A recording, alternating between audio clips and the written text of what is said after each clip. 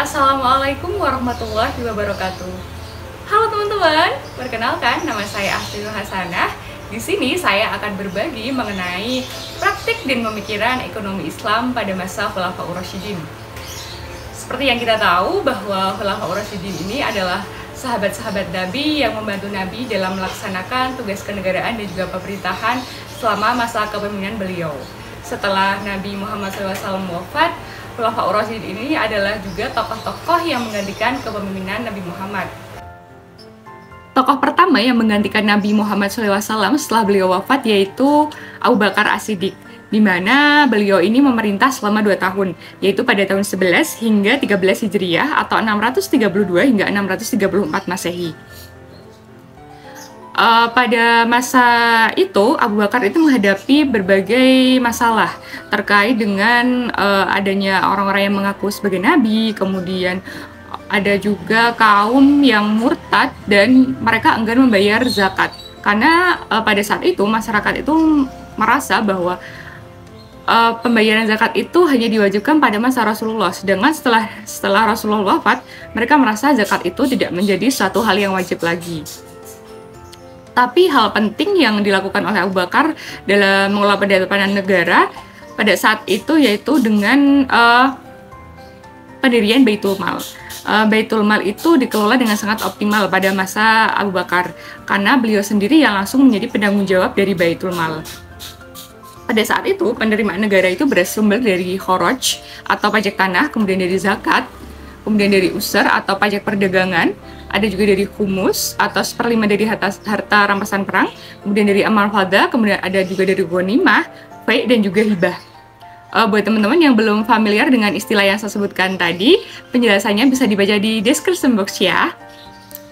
Pada masa Abu Bakar juga, beliau ini menerapkan balanced budget pada pendistribusian harta Baitul Mal, di mana setiap ada harta yang terkumpul di Baitul Mal langsung didistribusikan kepada masyarakat. Jadi tidak ada dana cadangan atau tidak ada dana yang tersisa di Baitul Mal.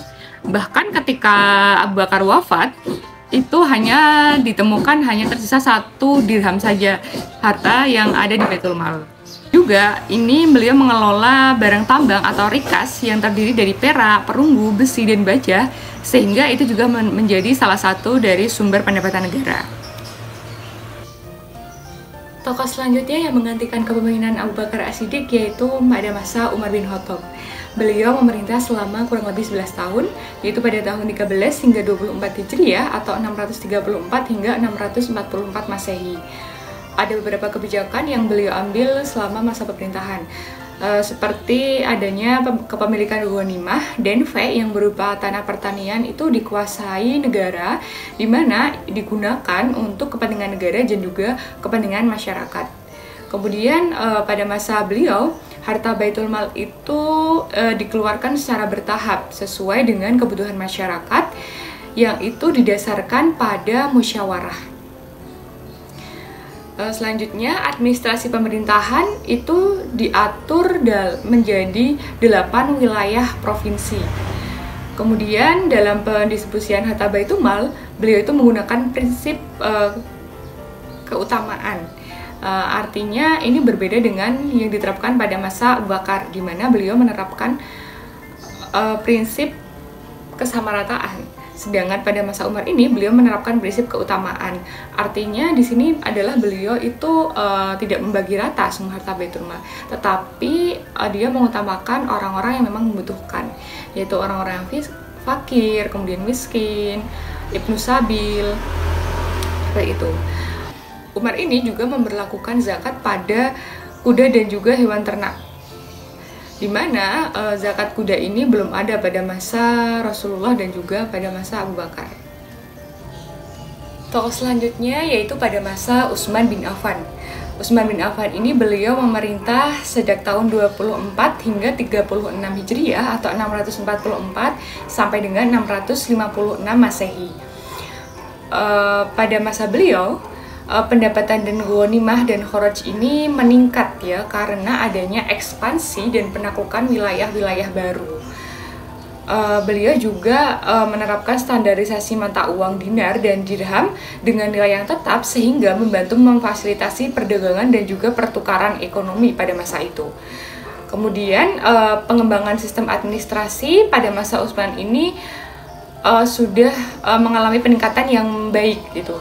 Karena beliau sendiri yang langsung mengangkat petugas yang kompeten dan juga menerapkan standar akuntansi yang lebih baik pada pengelolaan harta di Baitul Mal.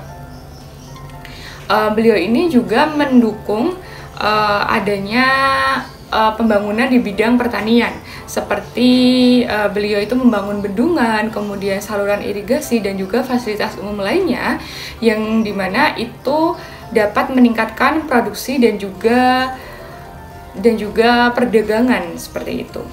Masa selanjutnya yaitu masa Ali bin Abi Thalib. Ali bin Abi Thalib ini beliau memerintah pada tahun 36 hingga 41 Hijriah atau 656 hingga 661 Masehi. Kurang lebih selama 5 tahun beliau memerintah. Ada beberapa kebijakan yang beliau terapkan. Yang pertama, beliau itu mengenakan pajak sebesar 4.000 dirham kepada pemilik hutan dan juga mengizinkan pemungutan zakat pada sayuran segar. Kemudian beliau itu juga aktif melakukan kontrol pasar dan juga memberantas pedagang yang curang dan melakukan ihtikar atau penimbunan barang dan juga pasar gelap seperti itu. Pada pendistribusian harta Baitul Mal, beliau menerapkan prinsip pemerataan dan juga keadilan. Kemudian pendistribusian pendapatan negara atau harta Baitul Mal itu mengandung sistem mingguan, di mana hari Kamis itu dikenal dengan hari pembayaran dan hari Sabtu itu dikenal dengan hari pengumpulan, seperti itu. Kemudian beliau itu juga mencetak mata uang atas nama pemerintah Islam, di mana sebelumnya itu Islam menggunakan mata uang dinar dan Romawi serta dirham dari Persia. Penataan administrasi pada masa Ali bin Abi Thalib ini juga sudah tersusun secara rapi, seperti itu. Kemudian penataan administrasi, konsep penataan administrasi pada masa Ali bin Abi Thalib ini dijelaskan dalam surat yang terkenal dan ditujukan kepada Malik Asr bin Harits. Demikian tadi materi yang dapat saya sampaikan mengenai praktik dan pemikiran ekonomi Islam pada masa Khulafaur Rasyidin. Kurang lebihnya saya mohon maaf. Billahi taufiq wal hidayah. Wassalamualaikum warahmatullahi wabarakatuh.